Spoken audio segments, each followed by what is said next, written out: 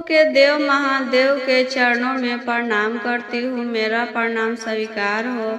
माता पार्वती के चरणों में प्रणाम करती हूँ, मेरा प्रणाम स्वीकार हो। सभी देवी देवताओं के चरणों में प्रणाम करती हूँ, मेरा प्रणाम स्वीकार हो। सभी गुरु भाई बहनों के चरणों में प्रणाम करती हूँ। हर हर महादेव गुरु भाई बहनों। आज हम एक किसान की कहानी सुना रही हूँ। एक नागिन कैसे अपना बदला पूरा करती है किसान से। देखिए गुरु भाई बहना, जब भी कथा सुन रहे हैं तो पूरा सुनिए, आधा अधूरा नहीं सुनिए। आधा अधूरा सुनने से शिव गुरु का अपमान होता है और पूरा सुनने से ज्ञान होता है। आधा अधूरा ज्ञान किसी भी काम का नहीं होता है, इसलिए जब भी सुनिए पूरा सुनिए। कहानी में एक रहस्य छिपा रहता है, पूरा सुनिएगा तभी तो पता चलेगा कि कहानी में क्या रहस्य है। एक गांव में एक किसान रहता था। वह बहुत ही ईमानदार और नेक दिल का था। किसान के एक पत्नी थी और एक छोटा सा बेटा था। किसान 3 जना का परिवार था। तीनों खुशी खुशी रहते थे। किसान के पास थोड़ा मोड़ा खेत था, वही में अपना जोत कोड़ के कुछ बूंद देता था, वही से खाने पीने के लिए हो जाता था, वही से उसका घर चलता था। किसान के पास 2 बैल था। किसान सुबह सुबह उठता है, 2 बैल को लेकर अपने खेत में चला जाता है। गुरु भाई बहना, किसान तो पूरा खेत जोत देता है, लेकिन कोना कोना पर थोड़ा थोड़ा खेत बच जाता है।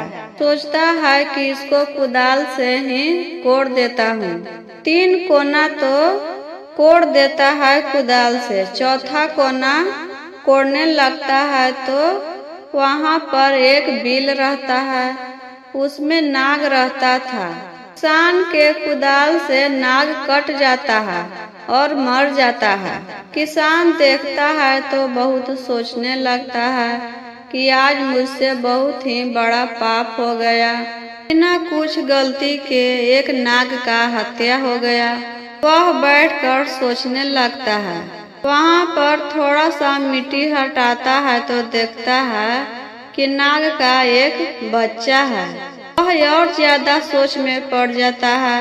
इसका तो पालने पोसने वाला कोई नहीं है, कौन इसका ख्याल रखेगा, कौन देख रेख करेगा। वह नाग के बच्चा को अपने साथ घर लेकर आता है। उसकी पत्नी कहती है, यह क्या लिए हैं जी, नाग का बच्चा कहाँ से लेकर आ रहे हैं। किसान कहता है, अरे भाग्यवान, आज मुझसे बहुत ही बड़ा पाप हो गया। एक नाग को मेरे हाथ से हत्या हो गया है और यह उसी का बच्चा है।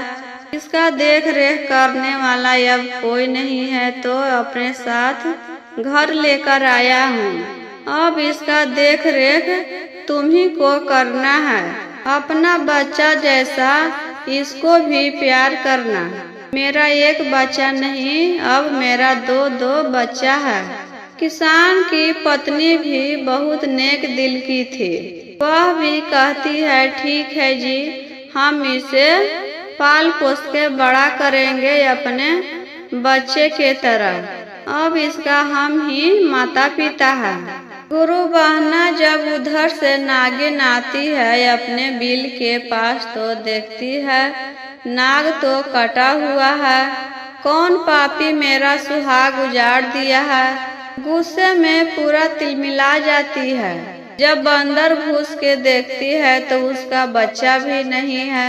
सोचती है कि मेरे नाग को यहाँ मार दिया और मेरे बच्चे को कहीं और मार के फेंक दिया होगा। वह और ज्यादा गुस्से से तिलमिला गई। कहती है कि आज हम इसका बदला लेकर रहेंगे।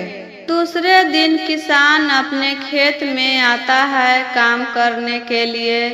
वही बिल के पास अपना पगड़ी रख देता है और काम करने लगता है।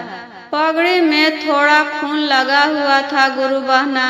नागिन सोचती है कि यह पगड़ी में खून लगा है और यह खेत इसी का है, तो इसी ने मेरा सुहाग उजाड़ा होगा और मेरे बच्चे को भी मार दिया।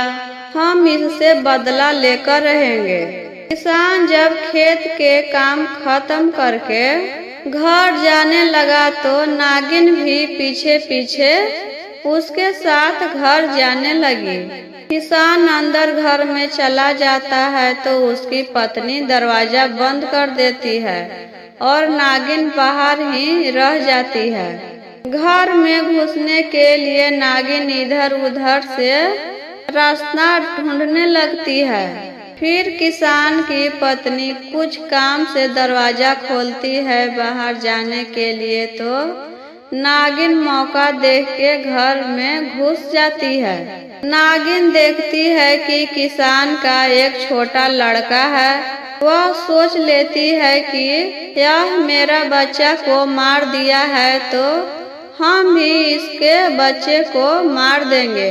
किसान और किसान की पत्नी घर पर नहीं थी, कुछ काम से बाहर गई थी और बच्चा घर में सो रहा था। तो नागिन अच्छा मौका देख के बच्चा को डस लेती है और वहां से जाने लगती है। तभी किसान और किसान की पत्नी वहां आ जाते हैं। नागिन को बाहर जाते देख लेते हैं। दोनों दौड़कर अपने बच्चे के पास पहुंचते हैं। नागिन को पीछा नहीं करते हैं कि अपने पहले बच्चे को देखे कि नागिन के पीछा करे। बच्चा को देखते हैं तो बच्चा तो मर गया था। किसान की पत्नी बहुत रोने लगती है। किसान कहता है, अरे भाग्यवान, मेरा नसीब में यही लिखा था तो यही सही। एक बच्चा तो भगवान ले लिए, लेकिन एक मेरा बच्चा अभी भी है। यह मर गया तो क्या हुआ, नाग के बच्चा तो है, हम उसी को पालेंगे पोसेंगे। मेरे भगवान चुप हो जाओ। किसान की पत्नी चुप हो जाती है और उस दिन से नाग के बच्चा को पाल पोस के बड़ा करने लगती है। कुछ दिन के बाद फिर नागिन आती है अपना बदला लेने। उस दिन तो उसका बच्चा को डस लिए थे, आज किसान को डसेंगे।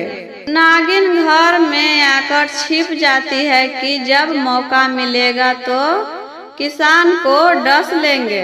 तब नागिन क्या देखती है गुरु बहना, किसान की पत्नी नागिन के बच्चा को दूध पिला रही थी गोदी में लेकर। नागिन सोचती है, यह तो मेरे बच्चा का पूरा अच्छी तरह ख्याल रख रही है, दूध पिला रही है और हम इसका बच्चा को जान मार दिए। वह बहुत पछताने लगी और वहां से चली जाती है। एक शिव मंदिर में जाकर मूड़ी पटक पटक कर शिव जी से गुहार करने लगी। शंकर भगवान, आज हमसे बहुत ही बड़ा पाप हो गया, जाने अनजाने में हम किसान के बच्चा को मार डाले और वह मेरा बच्चा को दूध पिला रही है, सेवा कर रही है। हमें एक मौका दीजिए शंकर भगवान, किसान के बच्चा को लौटा दीजिए, उसे जिंदा कर दीजिए। जब तक शंकर भगवान प्रकट नहीं होते हैं, मूड़ी पटकते रहती है शंकर भगवान पर। शंकर भगवान कहते हैं, यह तो मेरा हाथ में नहीं है, मरा हुआ आदमी को हम कैसे जिंदा कर सकते हैं, वह तो मर गया। नागिन कहती है, कोई रास्ता निकालिए प्रभु, कोई ना कोई तो उपाय होगा कि उसे एक बच्चा मिल जाए। शंकर भगवान अपने भक्त का विश्वास कैसे तोड़ते, कहते हैं ठीक है कुछ उपाय देखते हैं। गुरु बहना, जब किसान और किसान की पत्नी दरवाजा पर बैठे हुए थे, तभी उधर से एक ब्राह्मण और ब्राह्मणी दौड़ते हुए आती है और उसके गोद में एक बच्चा रहता है। वह अपने बच्चे को किसान के पत्नी के गोद में रख देती है और कहती है, मेरे पीछे बहुत सारे बदमाश लगे हुए हैं, मेरे बच्चे को अच्छी तरह से ख्याल रखना। आज से आप दोनों ही इसका माता पिता रहेंगे। इतना कहकर ब्राह्मण और ब्राह्मणी वहां से चली जाती है। उस दिन से किसान को एक बच्चा मिल जाता है, उसे पालने लगते हैं। किसान जब खेत पर काम करने गया तो देखता है कि वही ब्राह्मण और ब्राह्मणी खेत में मारकर बिगे हुए हैं। वह दौड़ते हुए घर आता है और अपनी पत्नी से कहता है, अरे भाग्यवान, जो ब्राह्मण और ब्राह्मणी हमें यह बच्चा दी थी, उसे मारकर अपने ही खेत में कोई बीग दिया है। दोनों अपने खेत में जाते हैं, लाश को उठाकर अपने घर ले आते हैं और उसका अंतिम संस्कार करते हैं। एक दिन नागिन आती है किसान के घर, औरत के रूप धर के, क्योंकि वह इच्छाधारी नागिन थी। किसान से कहती है, हमें माफ कर दीजिए, हमसे बहुत बड़ी गलती हो गई है, हम आपको समझ ना सके। किसान कहता है, आप कौन हैं और आपसे क्या गलती हुई है कि आप माफी मांग रहे हैं हमसे? हम तो आपको पहचानते भी नहीं हैं। नागिन कहती है, हम इच्छाधारी नागिन हैं। जो नाग के बच्चा को आप पाल रहे हैं, उसकी माँ है हम, और हम ही आपके बच्चे को डस लिए थे अपना बदला पूरा करने के लिए, और आपने तो मेरे बच्चे को सेवा कर रहे हैं। हम आपको कुछ देना चाहते हैं। तभी नागिन सांप के रूप में आ जाती है और अपना मनी निकाल के किसान को देती है। कहती है, मेरे बच्चे से कुछ गलती हो जाएगा तो आप इसे सेवा कर रहे हैं, कहीं आपको डस लेगा तो इसे वहाँ पर रख के आपके डसा हुआ ठीक हो जाएगा। मेरा जात ही ऐसा है कि कोई किसी को नहीं होता है। यह मनी ऐसा चीज है कि आपको रोग दुख कभी नहीं होगा। कुछ भी रोग होगा तो आप अपने शरीर पर घुमा लीजिएगा तो आपका रोग ठीक हो जाएगा।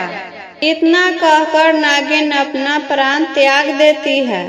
किसान फिर नागिन का अंतिम संस्कार करता है। बहुत दिन के बाद नाग के बच्चा बड़ा हो जाता है। बड़ा होने पर वह जंगल में रहने चला गया। वह किसान और किसान की पत्नी को अपना माता पिता मानता था।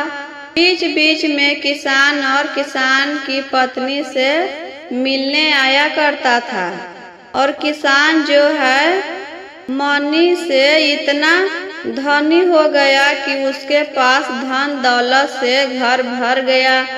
उसके पास अब अच्छा बंगला था, गाड़ी घोड़ा नौकर चाकर सब हो गया, और दोनों खुशी खुशी रहने लगे।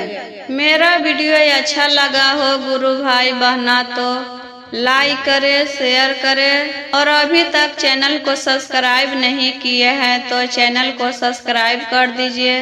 जब भी कोई वीडियो डाले तो आप तक पहुंच जाए, और कमेंट बॉक्स में हर हर महादेव, ओम नमः शिवाय जरूर लिखें। हर हर महादेव गुरु भाई बहना।